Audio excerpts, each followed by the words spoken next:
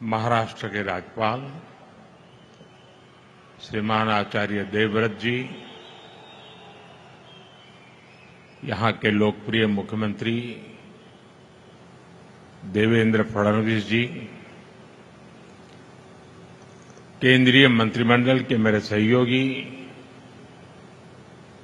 रामदास आठवले जी, KR. Naidu ji, Muralidhar मोहोल जी,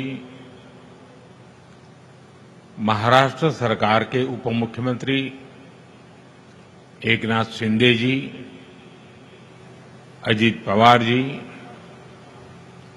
अन्य मंत्रीगण, भारत में जापान के राजदूत केइची ओनो जी, अन्य महानुभाव, भाई और बहनों, विजयादशमी झाली, कोजागरी पौर्णिमा झाली आणि आता 10 दिवसांनी दिवाळी. तुम्हाला या सर्वांसाठी खूप खूप शुभेच्छा देतो.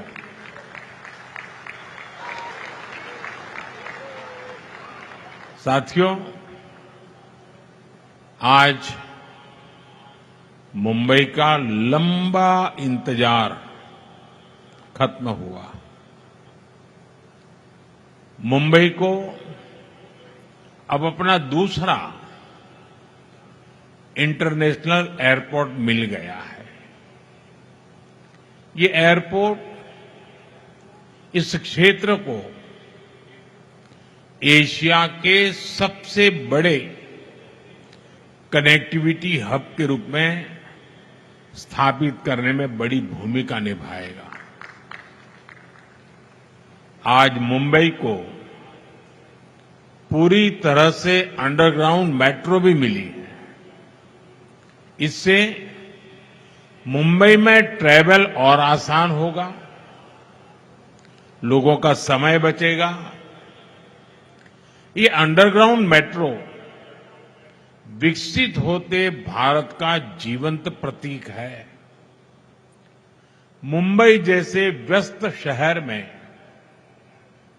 जमीन के नीचे, और वो भी ऐतिहासिक बिल्डिंगों को सुरक्षित रखते हुए, ये शानदार मेट्रो बनाई गई है.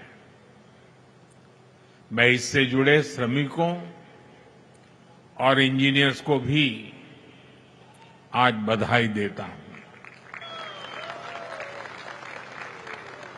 साथियों, ये समय भारत के नौजवानों के लिए अनगिनत अवसरों का समय है. कुछ दिन पहले ही देश की अनेक आईटीआई को इंडस्ट्री से जोड़ने के लिए 60,000 करोड़ रुपए की पीएम सेतु स्कीम लॉन्च हुई है. आज से महाराष्ट्र सरकार ने सैकड़ों आईटीआई और तकनीकी स्कूलों में नए प्रोग्राम का शुभारंभ किया है. इसके स्कूलों में पढ़ने वाले बच्चों को भी drone, robotics, electric vehicle, solar energy, green hydrogen, ऐसी अनगिनत नई टेक्नोलॉजी की ट्रेनिंग मिल पाएगी. मैं महाराष्ट्र के युवाओं को बहुत बहुत शुभकामनाएं देता हूं. साथियों, आज इस बड़े अवसर पर मैं महाराष्ट्र के सपूत लोकनेता दीबा पाटिल जी को भी याद कर रहा हूं. उन्होंने समाज के लिए, किसानों के लिए जिस सेवा भाव से काम किया, वो हम सभी के लिए प्रेरणा है. उनका जीवन समाज जीवन में काम करने वालों को हमेशा प्रेरित करता रहेगा। साथियों, आज पूरा देश विकसित भारत के संकल्प की सिद्धि में जुटा है। विकसित भारत यानी जहां गति भी हो और प्रगति भी हो, जहां लोक हित सर्वोपरि हो, जहां सरकार की योजनाएं देशवासियों का जीवन आसान बनाए। अगर आप बीते 11 वर्षों की यात्रा पर नजर डालें तो भारत के कोने कोने में इसी भावना से तेज गति से काम हो रहा है। जब Vande Bharat semi high speed ट्रेनें पटरियां पर दौड़ती है, जब बुलेट ट्रेन का काम रफ्तार पकड़ता है, जब चौड़े हाईवे और एक्सप्रेसवे नए शहरों को जोड़ते हैं, जब पहाड़ों को चीरकर लंबी टनल्स बनती हैं, जब लंबे और ऊंचे सी ब्रिज समंदर के 2 किनारों को जोड़ते हैं, तब भारत की गति भी दिखाई देती है और भारत की प्रगति भी दिखाई देती है। तब भारत के नौजवानों की उड़ान को नए पंख लगते हैं। साथियों, आज का कार्यक्रम भी इसी सिलसिले को आगे बढ़ा रहा है। नवी मुंबई इंटरनेशनल एयरपोर्ट एक ऐसा प्रोजेक्ट है जिसमें विकसित भारत की झलक है। ये छत्रपति शिवाजी महाराज की धरती पर बना है और इसका आकार कमल के फूल जैसा है। यानी ये संस्कृति और समृद्धि का जीवंत प्रतीक है। इस नए एयरपोर्ट से महाराष्ट्र के किसान यूरोप और मिडिल ईस्ट के सुपरमार्केट से भी जुड़ जाएंगे। यानी किसान की ताजा उपज, फल, फूल, सब्जी और मछुआरों के उत्पाद तेजी से ग्लोबल मार्केट तक पहुंच पाएंगे। इस एयरपोर्ट से यहां आसपास के छोटे और लघु उद्योगों के लिए एयरपोर्ट की लागत कम होगी। यहां निवेश बढ़ेगा, नए उद्योग, नए उद्यम लगेंगे। मैं महाराष्ट्र और मुंबई के सभी लोगों को इस एयरपोर्ट की बहुत बहुत बधाई देता हूं। साथियों, जब सपनों को सिद्ध करने का संकल्प हो, जब देशवासियों तक तेज विकास का लाभ पहुंचाने की इच्छा शक्ति हो, तो नतीजे भी मिलते हैं। हमारी हवाई सेवा और इससे जुड़ी इंडस्ट्री इसका बहुत बड़ा प्रमाण है। आपको याद होगा 2014 में जब देश ने मुझे अवसर दिया तो मैंने कहा था कि मेरा सपना है कि हवाई चप्पल पहनने वाला भी हवाई सफर कर सके। इस सपने को पूरा करने के लिए बहुत जरूरी था कि देश में नए नए एयरपोर्ट बनाए जाए। हमारी सरकार ने इस मिशन पर गंभीरता से काम शुरू किया। बीते 11 साल में देश में एक के बाद एक नए एयरपोर्ट बनते चले गए। साल 2014 में हमारे देश में सिर्फ 74 एयरपोर्ट थे। आज भारत में एयरपोर्ट की संख्या 160 को पार कर गई है। साथियों, जब देश के छोटे छोटे शहरों में एयरपोर्ट बनते हैं तो वहां के लोगों को हवाई सफर के लिए विकल्प मिलने लगता है। और इसमें भी पैसे की मुश्किल कम करने के लिए हमने उड़ान योजना शुरू की ताकि सस्ते में लोगों को हवाई जहाज का टिकट मिल पाए। उड़ान योजना की वजह से बीते दशक में लाखों लोगों ने पहली बार हवाई सफर किया है, अपना सपना पूरा किया है।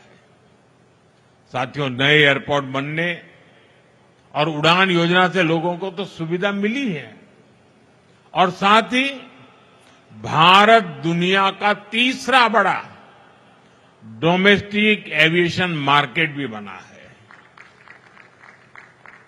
अब तो हमारी एयरलाइंस लगातार अपना विस्तार कर रही है और लोगों के लिए आश्चर्य होता है जब दुनिया के लोग जानते हैं अकेले हिंदुस्तान से इन दिनों हवाई जहाज बनाने वाली कंपनियों के पास करीब करीब 1000 नए हवाई जहाज का ऑर्डर बुक पड़ा है। इससे नए pilots, cabin crew, engineers, ground workers के लिए नए अवसर बन रहे हैं। साथियों, जब जहाज बढ़ते हैं तो मेंटेनेंस, रिपेयर का काम भी बढ़ता है। इसके लिए भी हम भारत में ही नई सुविधाएं बना रहे हैं। हमारा लक्ष्य है कि इस दशक के अंत तक भारत एक बड़ा एमआरओ हब बने। इसमें भी भारत की युवाओं के लिए रोजगार के अनेक नए अवसर बन रहे हैं। साथियों, आज भारत दुनिया का सबसे युवा देश है। हमारी ताकत हमारे नौजवान है। इसलिए हमारी हर नीति का फोकस युवाओं को ज्यादा से ज्यादा रोजगार के अवसर देने पर है। जब इंफ्रास्ट्रक्चर पर अधिक निवेश होता है तब रोजगार पैदा होता है। जब 76,000 करोड़ रुपए की लागत से वाडवण जैसा पोर्ट बनता है तब जाकर के रोजगार पैदा होता है। जब व्यापार बढ़ता है, लॉजिस्टिक्स से जुड़े सेक्टर को गति मिलती है, तब अनगिनत रोजगार बढ़ते चले जाते हैं। भाइयों और बहनों, हम उन संस्कारों में पले बड़े हैं जहां राष्ट्र नीति ही राजनीति का आधार है। हमारे लिए इंफ्रास्ट्रक्चर पर लगने वाला एक एक पैसा देशवासियों की सुविधा और सामर्थ्य को बढ़ाने का माध्यम है। लेकिन दूसरी तरफ देश में एक ऐसी राजनीतिक धारा भी रही है जो जनता की सुविधा नहीं, सत्ता की सुविधा को ऊपर रखती है। ये वो लोग हैं जो विकास के काम में रुकावट डालते हैं, घोटाले घपले करके विकास के जुड़े प्रोजेक्ट्स को पटरी से उतार देते हैं।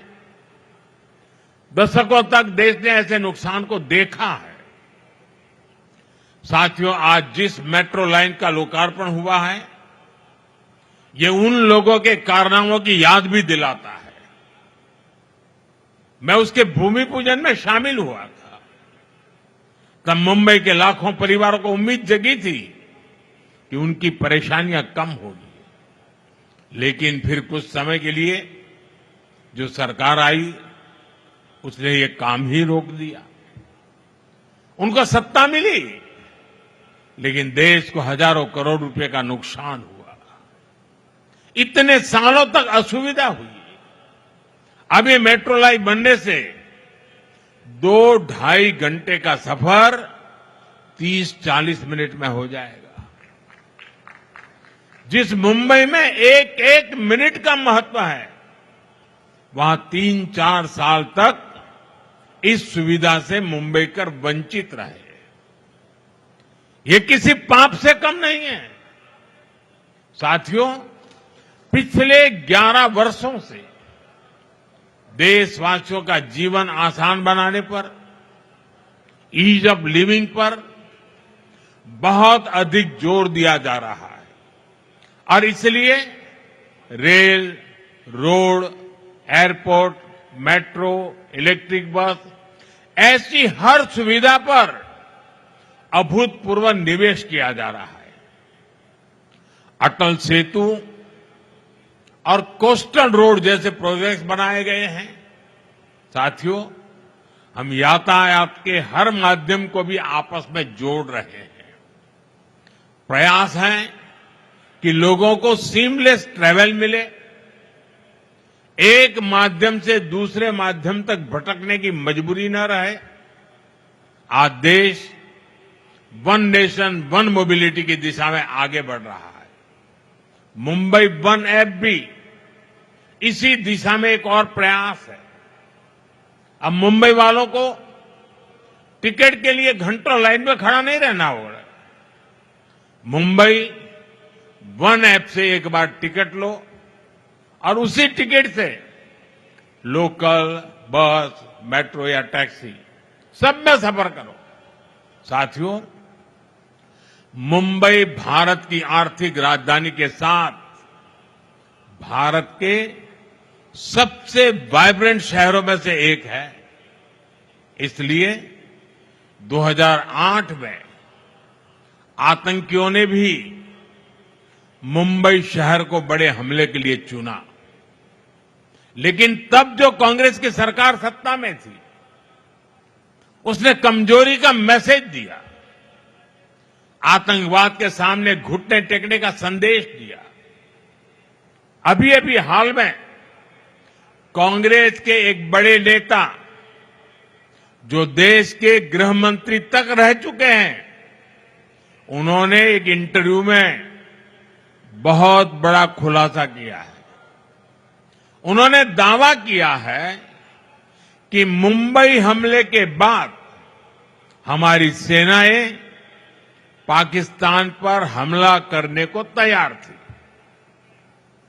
पूरा देश भी उस समय यही चाहता था, लेकिन उस कांग्रेस नेता की माने तो किसी दूसरे देश के दबाव के कारण तब कांग्रेस सरकार ने भारत की सेनाओं को पाकिस्तान पर हमला करने से रोक दिया था। कांग्रेस को यह बताना होगा कि वो कौन था जिसने विदेशी दबाव में फैसला लिया, जिसने मुंबई की देश की भावना से खिलवाड़ किया। और देश को ये जानने का हक है, कांग्रेस की इस कमजोरी ने आतंकवादियों को मजबूत किया, देश की सुरक्षा को कमजोर किया, जिसकी कीमत देश को बार बार जाने गंवाकर चुकानी पड़ी। साथियों, हमारे लिए देश और देशवासियों की सुरक्षा से बढ़कर कुछ भी नहीं है। आज का भारत दमदार जवाब देता है। आज का भारत घर में घुसकर मारता है। ये दुनिया ने ऑपरेशन सिंदूर के दौरान देखा भी है और गर्व की अनुभूति भी की है। साथियों, गरीब हो, न्यू मिडिल क्लास हो, मिडिल क्लास हो, इनका सशक्तिकरण आज देश में प्राथमिकता है। जब इन परिवारों को सुविधा मिलती है, सम्मान मिलता है, तब इनका सामर्थ्य बढ़ता है। देशवासियों के सामर्थ्य से देश सशक्त होता है। अभी जीएसटी में जो नेक्स्ट जनरेशन रिफॉर्म्स हुए हैं, जो चीजें सस्ती हुई है, उससे भी देश के लोगों का सामर्थ्य बढ़ा है। मार्केट से आए आंकड़े बताते हैं कि इस बार नवरात्र में बिक्री के कई सालों के रिकॉर्ड टूट गए हैं। रिकॉर्ड संख्या में लोग scooter, bike, TV, fridge, washing machine ये सब कुछ खरीद रहे हैं। साथियों, जिससे देशवासियों का जीवन बेहतर हो, जिससे देश को ताकत मिले, हमारी सरकार आगे भी ऐसे ही कदम उठाती रहेगी। लेकिन मेरा आपसे भी एक आग्रह है, स्वदेशी को अपनाइए, गर्व से कहो ये स्वदेशी है।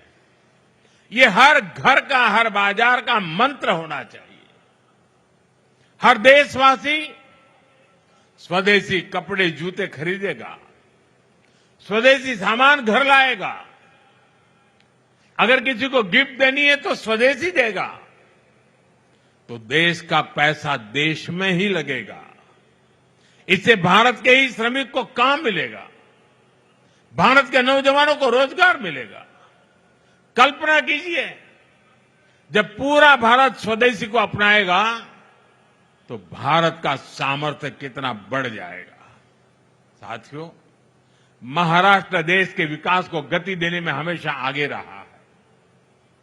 एनडीए की डबल इंजन सरकार महाराष्ट्र के हर नगर, हर गांव का सामर्थ्य बढ़ाने के लिए निरंतर काम करती रही। एक बार फिर से आप सभी को विकास कार्यों की बहुत बहुत बधाई देता हूं। आप सबको अनेक अनेक शुभकामनाएं देता हूं। मेरे साथ बोलिए, भारत माता की। दोनों हाथ ऊपर करके विजयोत्सव मनाइए। भारत माता की, भारत माता की। बहुत बहुत धन्यवाद।